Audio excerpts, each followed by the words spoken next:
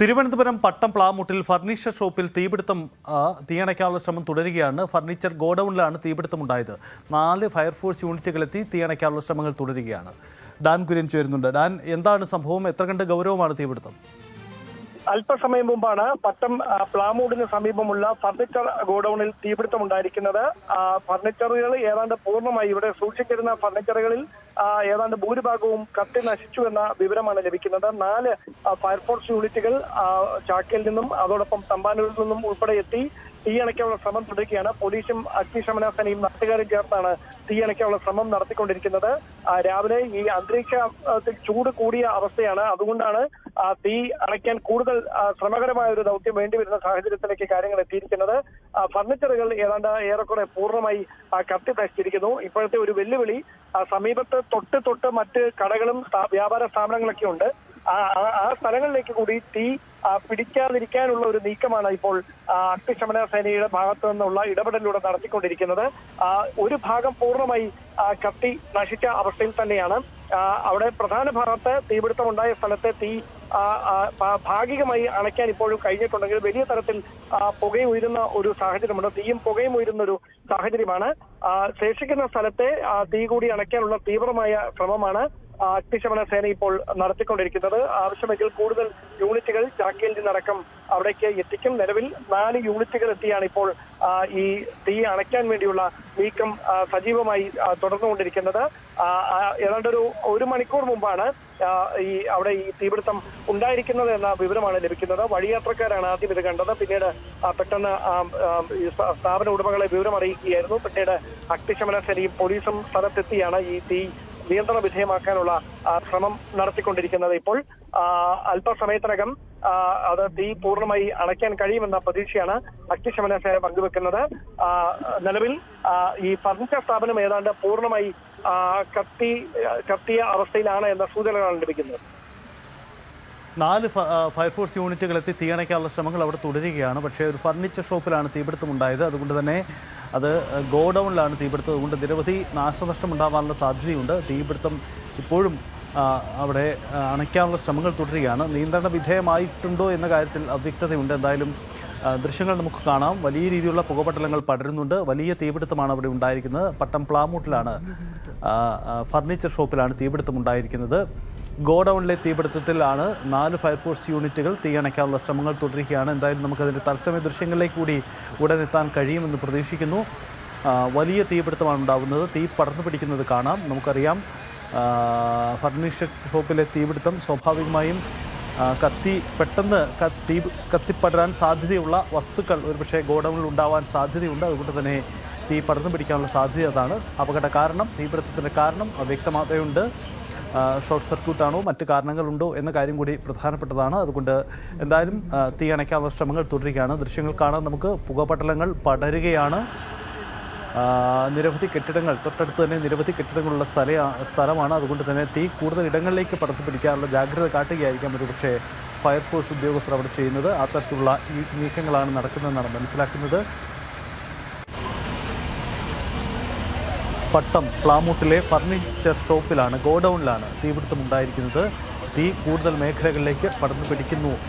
പുകപടലങ്ങൾ വലിയ രീതിയിൽ അവിടെ നിന്ന് ഉയർന്നതായി നമുക്ക് കാണാനാവും. ഫർണിച്ചറിൻ്റെ ഗോഡൌണിലാണ് തീപിടുത്തം ഉണ്ടായിരിക്കുന്നത്. ഡാൻ തുടരുന്നുണ്ട്. ഡാൻ, തീ നിയന്ത്രണ വിധേയമായ സൂചനകളുണ്ടോ? നിലവിൽ ഭാഗികമായി തീ നിയന്ത്രണ വിധേയമാണ് എന്ന വിവരങ്ങളാണ് ലഭിക്കുന്നത്. പക്ഷേ ഈ സമീപത്തും വ്യാപാര സ്ഥാപനങ്ങൾ ഉണ്ട്. അതുകൊണ്ട് ആ ഭാഗങ്ങളിലേക്ക് തീ പടരാതിരിക്കാനുള്ള ഒരു മുന്നൊരുക്കം ഫയർഫോഴ്സ് നടത്തുന്നുണ്ടായിരുന്നു.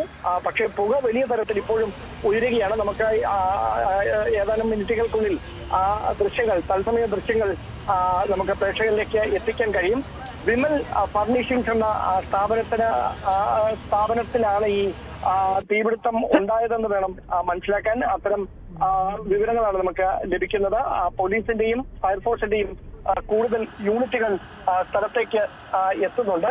എന്തായാലും ഒരു കാര്യം ഉറപ്പാണ്, ഈ തീപിടുത്തത്തിലേക്ക് നയിച്ച സാഹചര്യം എന്താണ് അതടക്കം ഇത് കൃത്യമായി വിവരങ്ങൾ ലഭിക്കേണ്ടതുണ്ട്.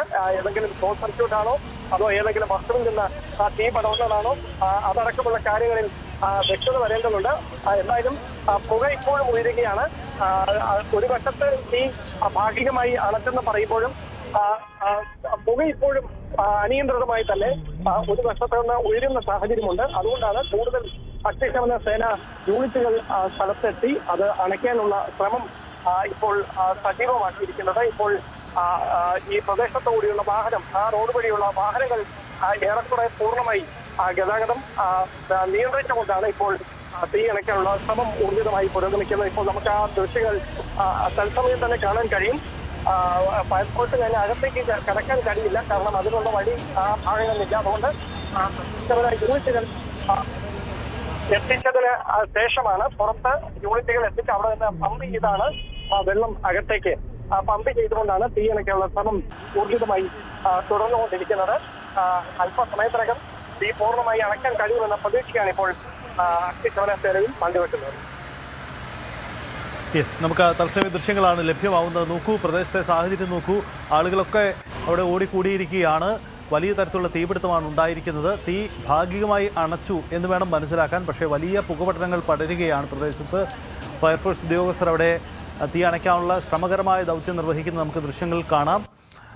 ഒപ്പം ഫർണിച്ചർ ഗോഡൗൺ ആണ്, അതുകൊണ്ട് തന്നെ പെട്ടെന്ന് തീ പിടിക്കാൻ സാധ്യതയുള്ള ഉപകരണങ്ങൾ നിരവധി കാണും. അതുകൊണ്ട് തന്നെ തീപിടുത്തം നിയന്ത്രണ വിധേയമാക്കുക വളരെ വലിയ ശ്രമകരമായ ദൗത്യമാണ്. കെട്ടിടത്തിൻ്റെ മറ്റു ഭാഗങ്ങളിലൂടെ ചെന്ന് തീ അണയ്ക്കാനുള്ള ശ്രമങ്ങളാണ് അവിടെ നടത്തുന്നത്.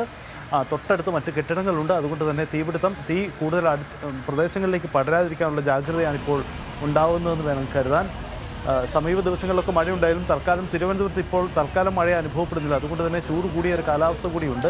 അത് തീ പടർന്നു പിടിക്കുന്നതിന് കൂടുതൽ കാരണമായിട്ടുണ്ടാകാം എന്ന് കരുതുന്നുണ്ട്. ദൃശ്യങ്ങൾ കാണുന്ന പോലെ അവിടെ പ്രദേശത്ത് നിൽക്കാൻ തന്നെ വലിയ ബുദ്ധിമുട്ടുണ്ടാകുന്ന രീതിയിൽ പുകപടലങ്ങൾ പടരുന്നുണ്ട്.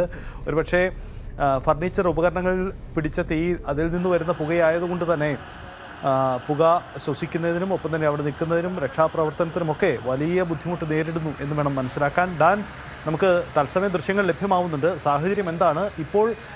ആദ്യത്തെ സാഹചര്യത്തിന് അല്പം അയവ് വന്നു എന്ന് തോന്നുന്നു, അല്ലേ?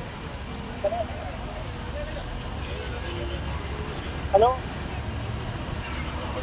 ഹലോ ഹലോ ഹലോ ഡാൻ, കേൾക്കാൻ കഴിയുന്നുണ്ടോ? ആദ്യത്തെ നമുക്ക് തത്സമയ ദൃശ്യങ്ങൾ ലഭ്യമാവുന്നുണ്ട്. ആദ്യത്തെ സാഹചര്യം മാറിയിട്ടുണ്ടല്ലേ? തീ ഏറെക്കുറെ നിയന്ത്രണ വിധേയമായി കഴിഞ്ഞു എന്ന് കരുതാമോ?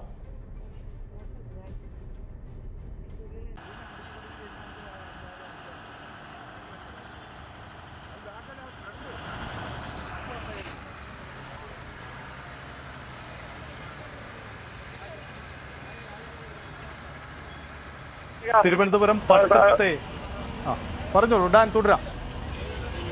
കൂടുതൽ ഫയർഫോഴ്സ് യൂണിറ്റുകൾ ഇപ്പോൾ സ്ഥലത്തേക്ക് എത്തുകയാണ്. അങ്ങനെ തീ നിയന്ത്രണ വിധേയമാക്കാനുള്ള ശ്രമം, അതായത് പല